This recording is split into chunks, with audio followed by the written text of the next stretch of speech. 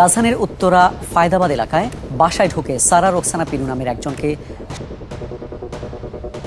এছাড়া বাসার মালামাল আছে। একজন মানুষ বর্তমানে কোথায় নিরাপদ বলতে পারেন? একজন নারী চিকিৎসক, যিনি একজন মা, একজন গৃহিণী। তিনি গত বৃহস্পতিবার 30 তারিখ দিনের বেলায় দুপুরবেলা বাসায় ছিলেন। তার নিজের বাসায় জানালার গ্রিল কেটে দিনে দুপুরে তাকে। এই ঘটনার আরো বিস্তারিত আমরা জানবো আমাদের সহকর্মী মাহবুব আলম থেকে, এবং আপনাদের সাথে রয়েছে আমি স্নিগ্ধা আখি। জি মাহবুব আলম। ধন্যবাদ আখি, ধন্যবাদ নতুন সময় দর্শকদের যারা নিয়মিত আমাদের এই অনুষ্ঠানে দেখছেন। আজ যে অনুসন্ধানটি আপনাদের জানাবো সেটা হচ্ছে আখি, এটা হচ্ছে দক্ষিণ খানের ফায়দাবাদ এলাকায় পূর্বপাড়ায়, যে গত বৃহস্পতিবার 30 তারিখ দুপুর আনুমানিক 2টা-2:30টার দিকে সারা রোকসানা পিনু নামের এক নারী চিকিৎসকের সেই ঘটনাটি। এই সারা রোকসানা তার 2টি সন্তান রয়েছে, একটি ছেলে 11-12 বছর আর একটি মেয়ে। মেয়েটি 3য় শ্রেণীতে পড়ে পাশে এক কিন্ডারগার্টেন স্কুলে। তার যে মেয়ে অমি নাম, সে প্রতিদিন সেই কিন্ডারগার্টেনে সকালবেলা তার বাবা নামিয়ে দিয়ে আসে। প্রতিদিনই স্কুল ছুটি হলে তার মা যে অমিকে নিয়ে আসে। ঠিক ঘটনা যেদিন ঘটে 30 তারিখ বেলা 2টা-2:30টার দিকে, প্রতিদিনের মতো অমি অপেক্ষা করছিল মা এসে নিয়ে যাবে। তো কোনো রকমই মা আসছিল না। পরে তার নিজে একা একা চলে যায়। চলে যাওয়ার পরে যে তার কাছে একটা বাসার মেন গেটের চাবি থাকে, সে চাবি দিয়ে গেট খুলে ভিতরে ঢোকার পরে তার 2য় তলায় উঠার পরে গেটটা একটু বন্ধ ছিল। গেট খুলে উপরে যায় দোতলায় যাওয়ার পর অমি ধাক্কাধাক্কি করার পরে গেটটা খুলে যাওয়ার পরে ভিতরে প্রবেশ করে দেখে তাদের শয়ন কক্ষে তার মা বালিশ চাপা যেমন দিয়ে থাকে এরকম বালিশ উপরে মুখের উপর দিয়ে মানে পড়ে আছে। কিন্তু অমি তার বুঝতে পারছেন না। তো অমি মার মুখের উপর থেকে বালিশটি সরিয়ে মা মা মা মা করে চিৎকার করছেন, কিন্তু কোন রকমই বুঝতে পারছেন না। যখন দেখে আমার শরীরটা ঠান্ডা, তখন কাউকে ডাকাডাকি না করে ওর মাথায় যা মানে ক্যাচ করেছে, সে তৎক্ষণাৎ দৌড়ে আবার সেই কিন্ডারগার্টেন স্কুলে চলে যায়। যে কি করবে, যে কিন্ডারগার্টেনের যে হেডমিস্ট্রেস আছে তার সাথে কথা বলে যে আপা, আমার মা তো কথা বলছে না, আমার বাবাকে একটা ফোন দেন। তখন ওই অমির কাছে বাবার নাম্বারটা মুখস্থ ছিল। তখন অমির বাবাকে হেডমিস্ট্রেস ফোন দেয়। ফোন দেওয়ার পরে অমির বাবা উত্তরা 4 নম্বর সেক্টরে চাকরি করে। ফোন দেওয়ার পরে তাকে তাড়াতাড়ি আসতে বলে। তখন অমিকে নিয়ে অমির যে শিক্ষিকারা অপেক্ষা করছিলেন যে তার বাবা আসবে। তবে আখি, একটা জিনিস আমি ইনভেস্টিগেশন করে জানতে পারলাম যে অমি এবং তার মিসেস যখন আসে তার পূর্ব মুহূর্তেই নাকি অমির বাবা ঘটনাস্থলে পৌঁছে যায়।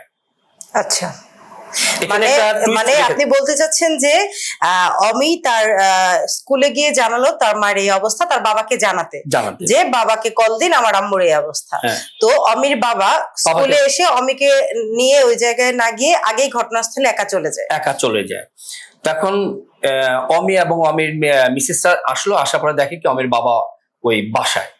আচ্ছা, তখন পরবর্তীতে তারা পুলিশ কল করে দক্ষিণখান থানা থেকে ঘটনাস্থলে যেয়ে সেই পুলিশ উদ্ধার করে। পুলিশ ঘটনাস্থলে যে দেখতে পায় এবং পরিবার পুলিশকে জানায় যে বারান্দার গ্রিল কেটে দুর্বৃত্তরা ঢুকে তার এবং ঘরের যত ওয়ার্ড্রোব আলমারি যা আছে সব ভেঙে চড়ে এবং সেই মানে চিকিৎসকের গলায় যে অলংকার ছিল সেগুলো চুরি করে নিয়ে পালিয়ে গেছে।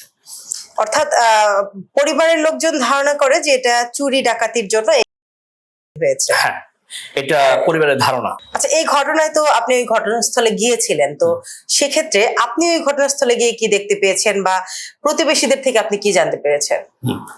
হ্যাঁ, এই ঘটনাস্থলে আমি যখন গেলাম, যে দেখি যে যেই বারান্দা থেকে গ্রিলটা কাটা হয়েছে তার পাশেই ওয়াল ঘেঁষিয়ে আরেকটা বিল্ডিং, মাত্র 1 তলা, সেটা ছাদ দেওয়া। যখন এলাকাবাসী 2-1জন বলে যে ছাদে দাঁড়িয়ে দাঁড়িয়ে গ্রিল কাটা হয়েছে, কিন্তু পাশে এক বিল্ডিং রয়েছে, এই পাশে এক বিল্ডিং রয়েছে, পুরো পাশে আরেকটা বিল্ডিং রয়েছে।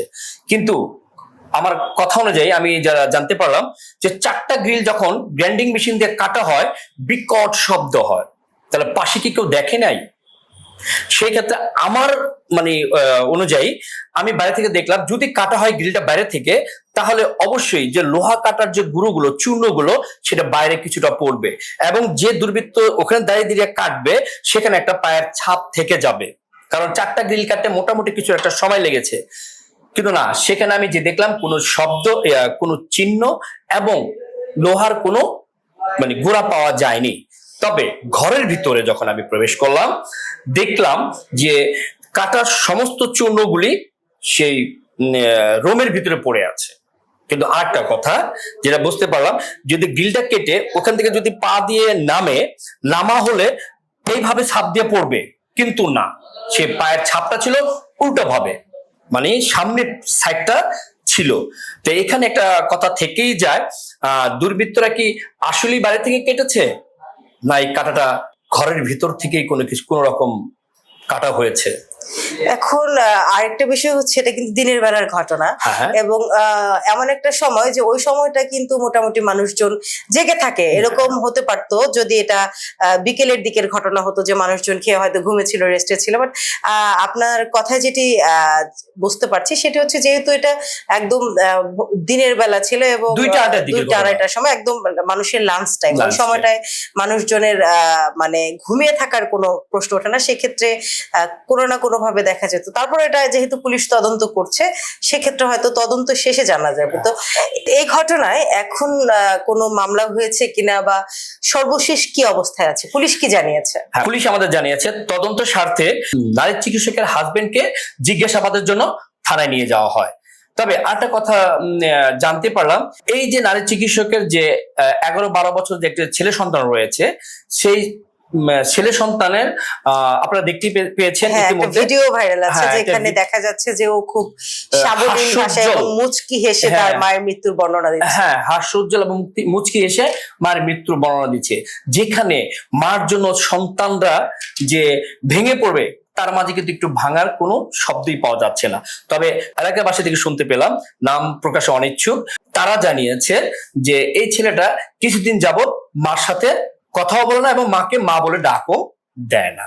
এলাকাবাসী আরেকটি বিষয় জানিয়েছে, এই যে 11-12 বছর যে ছেলেটি তার মার রুমে একবারও ঢুকে নাই এবং তার মার কাছে একবারও যায়নি, মায়ের জন্য কোনো আহাজারি বা কান্নাকাটি করতে দেখা নেই। এই জন্য জনগণের মনে একটা প্রশ্ন জেগেই রয়েছে যে ঘটনাটা কি। এলাকাবাসী জানিয়েছে যে এই ঘটনার সুষ্ঠু তদন্ত করে অভিযুক্ত যারা আছেন তাদেরকে বের করে আইনের আওতায় আনা হোক। তবে এই বিষয়ে কি এখন পর্যন্ত কোনো মামলা হয়েছে কিনা সেটি আপনি বলেন। তবে থানা থেকে জানতে পারলাম এই বিষয়ে কোনো মামলা হয়নি। বর্তমানে তদন্ত এবং জিজ্ঞাসাবাদ চলমান রয়েছে, পরবর্তীতে আইনগত ব্যবস্থা নেওয়া হবে বলে জানিয়েছে আমাদের। জি, ধন্যবাদ মাহবুব আলম। ধন্যবাদ দর্শক এতক্ষণ সময় আমাদের সাথে থাকার জন্য। এই যে আজকের যে ঘটনাটি জানলাম, এটি কিন্তু ক্রমশই রহস্যময় হয়ে যাচ্ছে, যে একজন সন্তান কেন তার মার জন্য কাঁদছিল না, কেন সে মুচকি হেসে বর্ণনা দিচ্ছিল, আবার স্বামী কিভাবে খবর পেয়ে স্কুল শিক্ষিকা এবং সন্তানকে রেখেই ঘটনাস্থলে আগে পৌঁছালো, এবং ঘরের ভিতর থেকেই কি আসলে এই গ্রিল কেটেছিল নাকি বাইরে থেকে গ্রিল কেটে ভিতরে প্রবেশ করেছিল, এই প্রশ্নগুলো কিন্তু এখনো থেকেই যাচ্ছে। তবে পুলিশের জিজ্ঞাসাবাদ চলমান রয়েছে। এই ঘটনা তদন্ত শেষেই কিন্তু জানা যাবে যে আসলে এই ঘটনায় কি ঘটেছিল, এবং ময়না তদন্তের পরে আমরা আরো পুরোপুরি জানতে পারবো যে এই ঘটনায় কে জড়িত ছিল বা কিভাবে এই নারী। তো পরবর্তীতে এই ঘটনার আপডেট অবশ্যই আমরা আপনাদেরকে জানাবো। ততক্ষণ পর্যন্ত ভালো থাকবেন, সুস্থ থাকবেন। আল্লাহ হাফেজ। আল্লাহ হাফেজ।